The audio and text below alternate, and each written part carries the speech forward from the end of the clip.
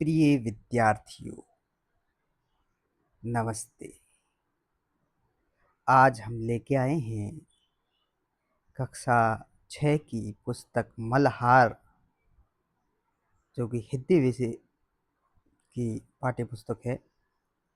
हिंदी विषय की पाठ्यपुस्तक मल्हार का अध्याय 5, रहीम दास जी के दोहे। रहीम के दोहे।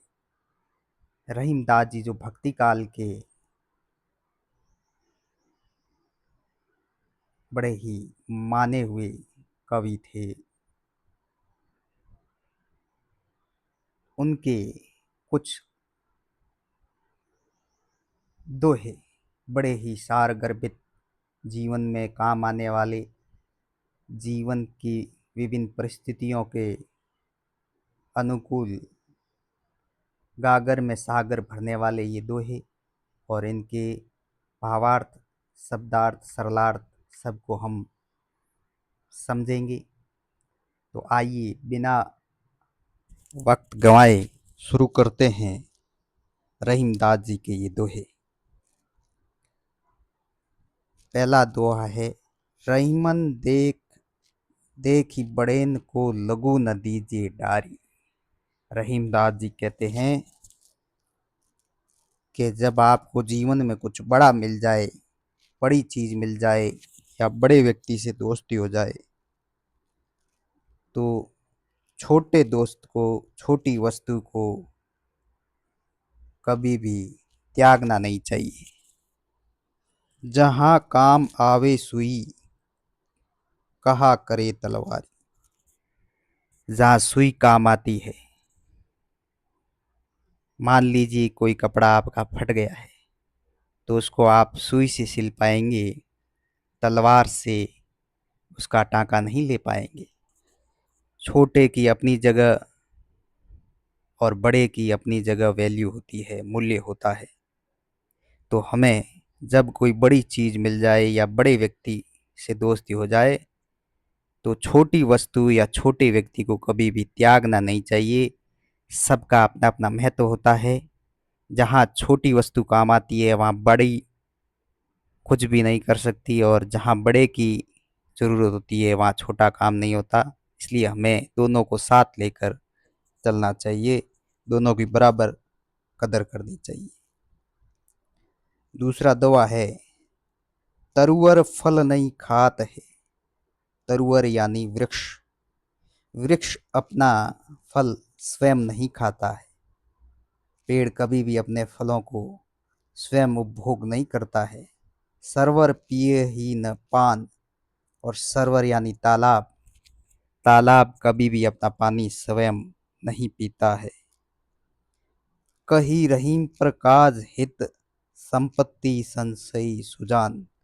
इसी प्रकार रहीमदास जी कहते हैं कि सज्जन लोग धन का संचय हमेशा परहित के लिए, दूसरों के काम आने के लिए, मुसीबत में काम आने के लिए करते हैं।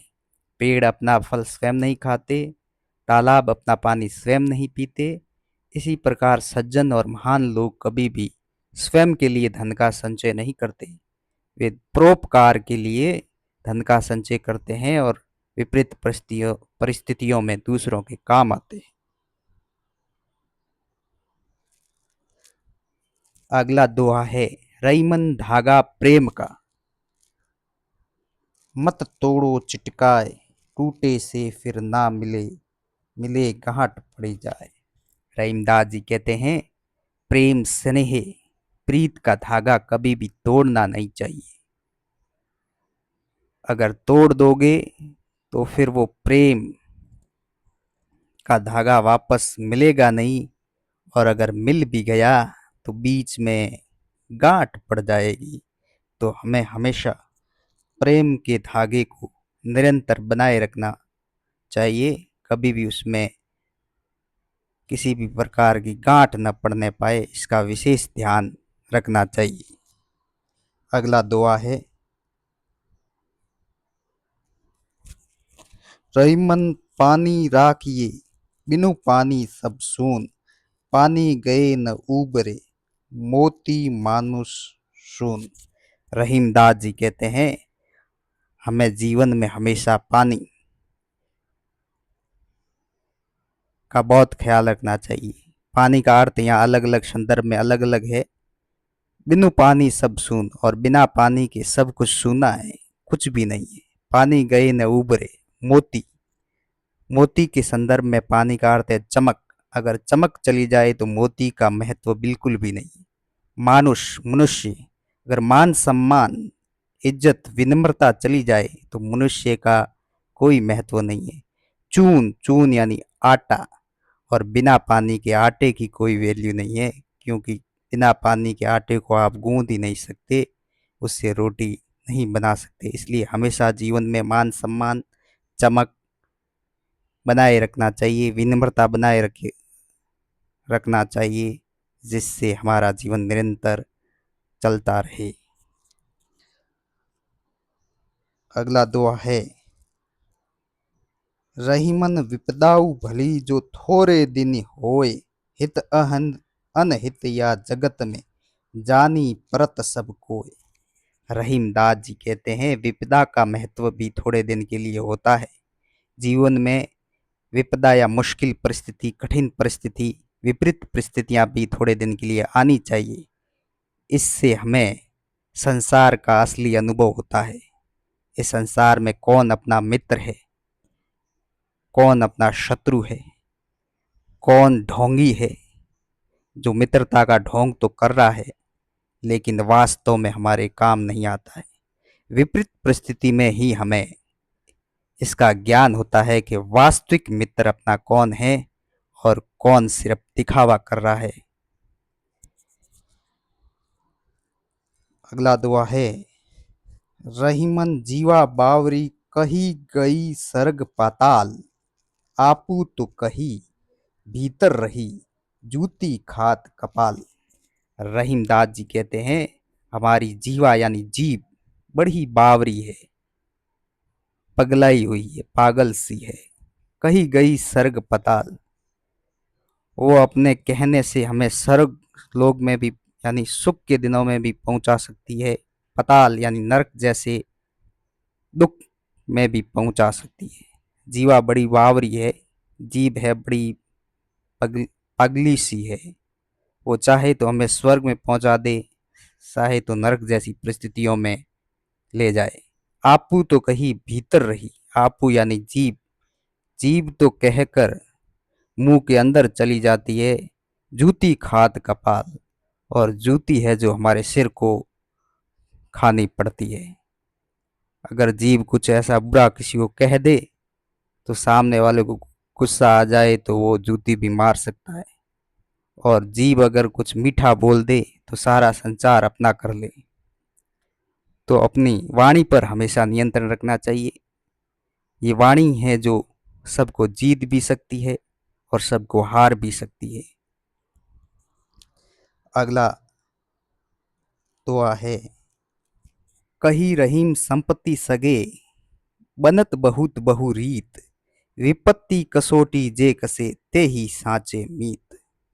रहीमदास जी कहते हैं कि जब सुख का समय होता है, व्यक्ति के पास ढेर सारी संपत्ति, सुख होते हैं, संपत्ति होती है, धन होता है, बनत बहुत बहु रीत, तब बहुत सारे मित्र बन जाते हैं। जब आपकी परिस्थितियां सही हो तब आपको सैकड़ों मित्र मिल जाएंगे। विपत्ति कसोटी जे कसे ते ही साचे मीत। दुख के समय, विपत्ति के समय अगर कोई आपका साथ निभाता है, आपके साथ खड़ा होता है, वही आपका सच्चा मित्र है। तो ये थे अब्दुल रहीम खान खाना के दोहे। आगे बढ़ते हैं कवि से परिचय। अब्दुल रहीम रहीम जी जो कवि थे उनका परिचय हम करवाते हैं। रहीम भक्तिकाल के एक प्रसिद्ध कवि थे। ऐसा माना जाता है कि उनका जन्म 16वीं शताब्दी में हुआ था। उन्होंने नीति, भक्ति और प्रेम संबंधी रचनाएं की। उन्होंने अवधी और ब्रज भाषा दोनों में कविताएं लिखी। रहीमदास जी की जो भाषाएं थी वो अवधी और ब्रज भाषा थी, और उनकी कविता का विषय नीति, भक्ति और प्रेम, ये उनकी कविताओं का विषय था। रहीम रामायण और महाभारत आदि ग्रंथों के अच्छे जानकार थे।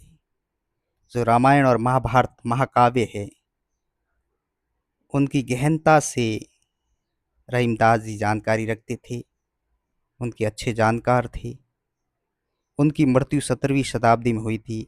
आज भी आम जीवन में उनके दोहे बहुत लोकप्रिय हैं। वर्तमान समय में भी रहीमदास जी के दोहे बड़े ही प्रासंगिक है और उतने ही लोकप्रिय है। जन जन के जीवा पर वाणी में, रोज़मर्रा के जीवन में रहीमदास जी के दोहे हमें अक्सर सुनने को मिलते हैं और बड़े ही भावपूर्ण, अर्थपूर्ण उनके दोहे हैं। अगर उनका अर्थ समझा जाए तो जीवन की सच्चाई से हम रूबरू हो पाते हैं। तो प्रिय विद्यार्थियों, आप हमारे इस यूट्यूब चैनल को सब्सक्राइब अवश्य करें। अगली बार फिर से हाजिर होंगे हम कुछ नया लेके। तब तक के लिए नमस्ते।